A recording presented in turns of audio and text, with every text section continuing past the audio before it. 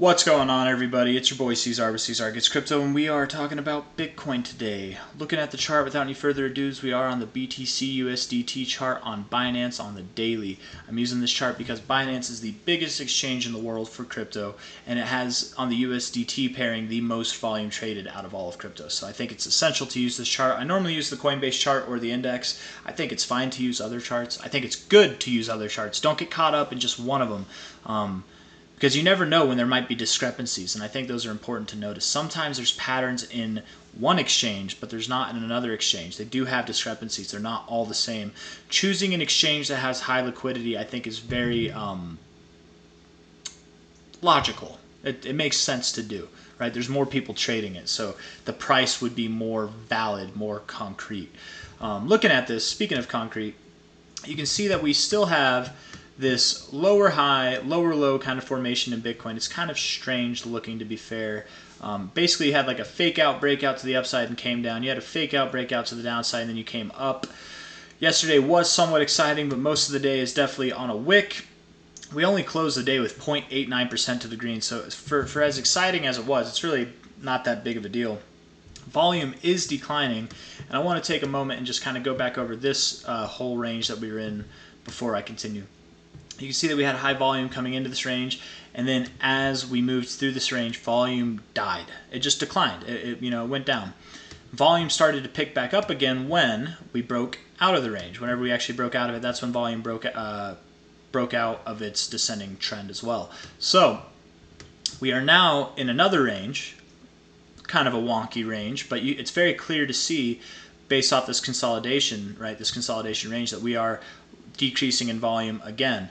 And I think that when we have a breakout in volume, we will also have a breakout in price. And that's why volume is so important, you guys. It doesn't need to happen that way, but probably that's what would happen. It doesn't need to be more volume than this. It doesn't need to be less volume than this. It could be the exact same. It could be a lot more. It could be a little bit less. But what it will do is break this trend that we're seeing here where the volume's like declining. Maybe it goes to this one and it just breaks up like that high. Maybe it goes a little bit higher, something like that.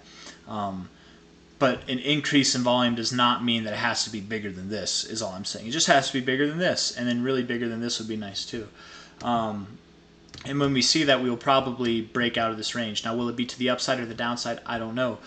We do have a bearish look here with this high and this higher high on the RSI. We're kind of tipping. If we were to close this day red right now, we would actually, this would turn down, and it would be at the crux right there. This is at a previous area that we found resistance twice before in this range. Even over here we found resistance on it, and right back over here. It's an area that we've definitely found resistance before. So with the idea that we do have a slightly higher high here, it is a double top, but it is hidden bearish divergence because we have a high here and a lower high with a high and a slightly higher high here. That is hidden bearish divergence. You generally see that come into play on a downtrend, which I think we've been in since June.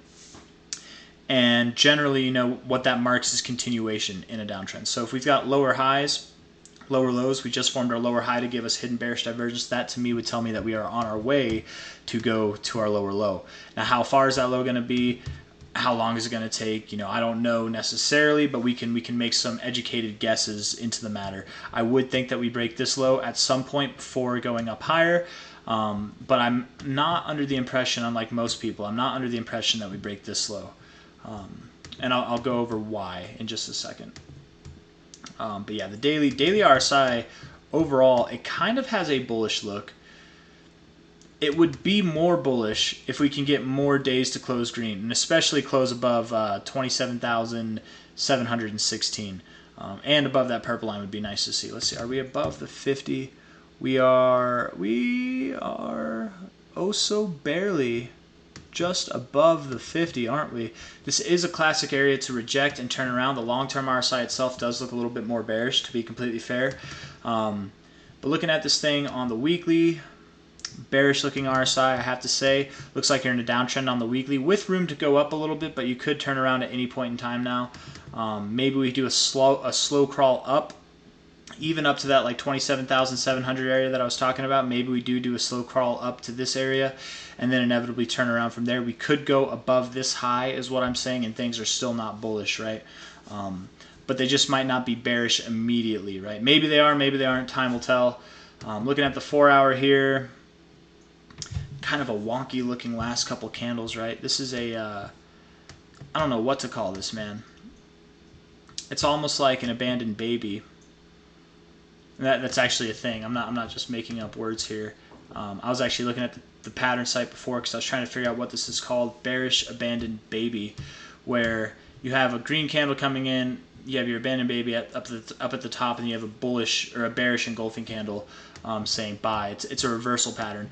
This is a bearish engulfing candle. It didn't engulf this candle here, but the wick did go below it. This is somewhat of a neutral close up here. I mean, you can see what I'm going for with that, right? That would mark a bearish reversal, but you know, who knows? Who really knows? I don't play into candlestick patterns too much. I go on like overall patterns, you know, but looking at it on the 4 hour, the RSI I would say is the strongest on the 4 hour. It's a lot stronger on the 4 hour than it is on the daily or on the weekly. The hourly itself looks a bit neutral, kind of weak. Volume picking up as you're moving down. Not a good thing to see. Hard to say, but if I had to feel confident in like where I think Bitcoin where I think Bitcoin is going, BTC, I would think that with this rejection off the 786 and holding this 618 as resistance time and time again, I would think that we are going to go lower. We probably come back down to this 236 area, the red line down here, maybe ping pong between this area a little bit, and then inevitably break down to new lows. And I think where we're going, this is like kind of the thing I was talking about earlier. I do think that we're going to go below this low here, but not below this low over here, right? I think we're going to go somewhere in between, and likely where it'll be, in my opinion, is going to be somewhere around this 24.3K area. If not, on the monthly, we also have high closes right here at like 23.3. 24.3 to 23.3, somewhere in that range.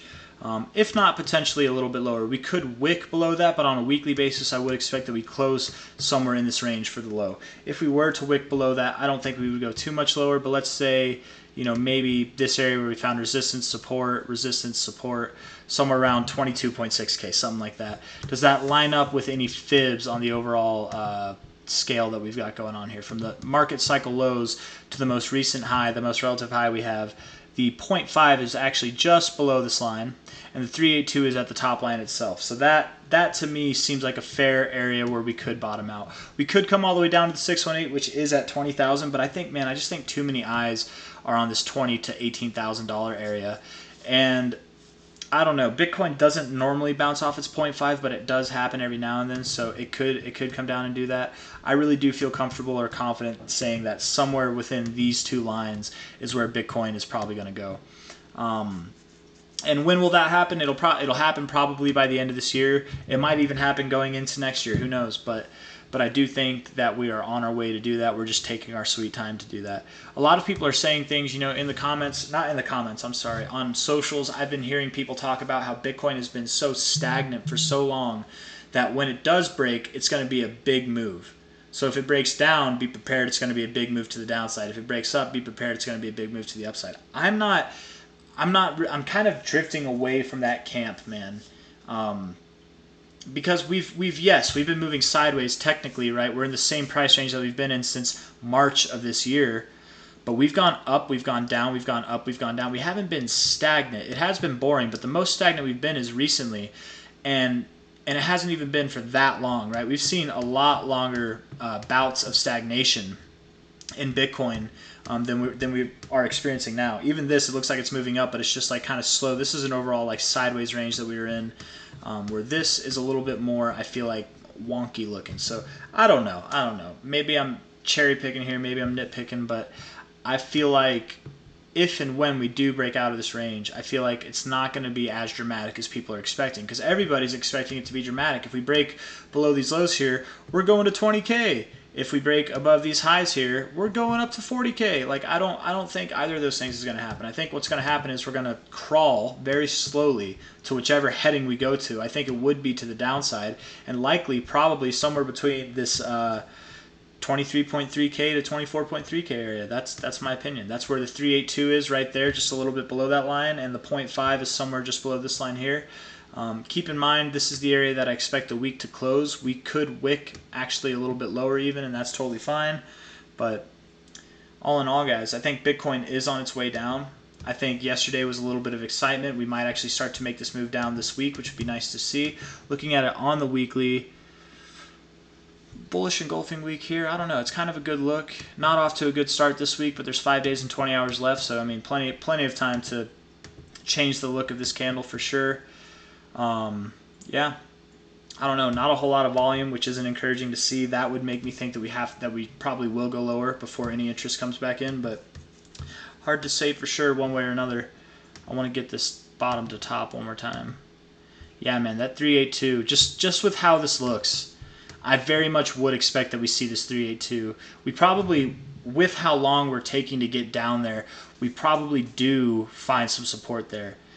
And maybe we go just below it. Maybe we wick just below it. That's okay. That's normal. We don't have to find support directly at 24,000. What is that?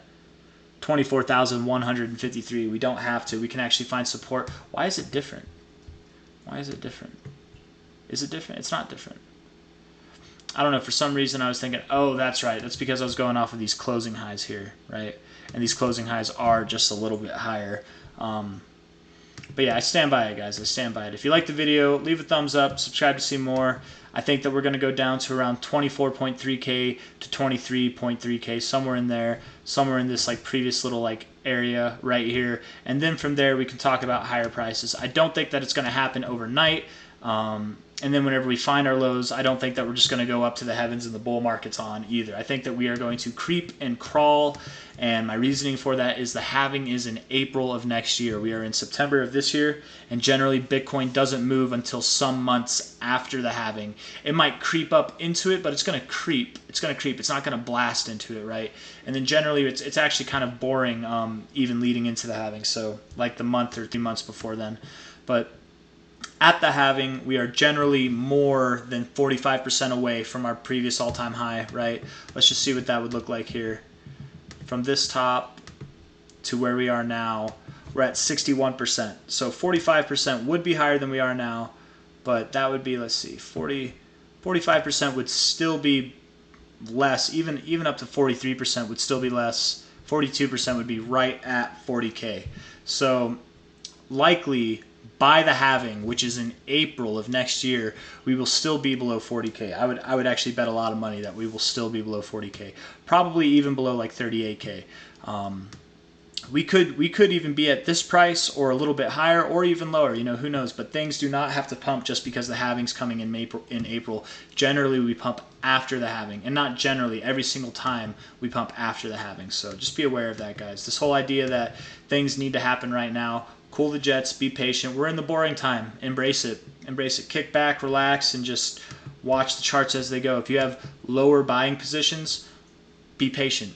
Be patient. You know, look for things that are different, and if it changes, move your positions as needed. You know, if you're in the market already, I would say be patient with your orders. Have the long-term perspective in mind. You don't want to sell it here. You want to sell it whenever it's worth over $100,000, right? Which Bitcoin likely will be by the end of this cycle. But if we do go lower, instead of selling, just buy more. You've got, let's say you've got like $10,000 in crypto or $1,000 in crypto, whatever your amount is, and you can only manage to save like $100 a week. Maybe you can't even do that. Maybe you can only manage to save $10 a week. Okay, save $10 a week. And then when it goes lower, throw that extra $50 in there. You know what I mean? Like 5 weeks from now, or 4 weeks from now, or 3. Like save up some money and get ready to buy whenever it comes lower. If you're bullish and you're already in. If you're bearish and you're expecting it to go lower and it goes up, don't miss your opportunities. Be aware of what happens. Look for these higher highs and higher lows to come in, you know, and change your strategy as to where you should buy. But don't get psyched out and don't get overly eager one way or another. The way that I would look at it right now, guys, is any buy. And I'm not a financial advisor, so don't take this to the bank. You know, I'm just spitballing ideas here. This is my opinion. This is how I would do it with my money. Any buy that you make from here on out should be a buy that you are willing to hold until the end of the bull market, right? Unless you're trying to trade it. If you're trading it, you're day trading it, you know what you're doing, hopefully. It's your money. Do it as you will, you know. If it's supposed to be a shorter term position, but if you're buying for the long term and you're making decisions right now in these kind of times of uncertainty, if things don't go your way, don't panic, don't freak out, don't sell for lower prices. You know, just, I would say, hold strong and be in it for the long haul. That would be my best advice, because playing the game can get you burned, especially if you're using money that you weren't planning on playing the game with to begin with. So Anyways, that's all I got for you guys. A little bit of motivational, philosophical talk at the end there. Not really philosophical, just more literal. I don't know. If you like the video, leave a thumbs up. Subscribe to see more. I will see you guys on the next one. I appreciate all the new subscribers, all the likes that I get. You guys are awesome. Thank you very much. Take care, everybody. Bye-bye.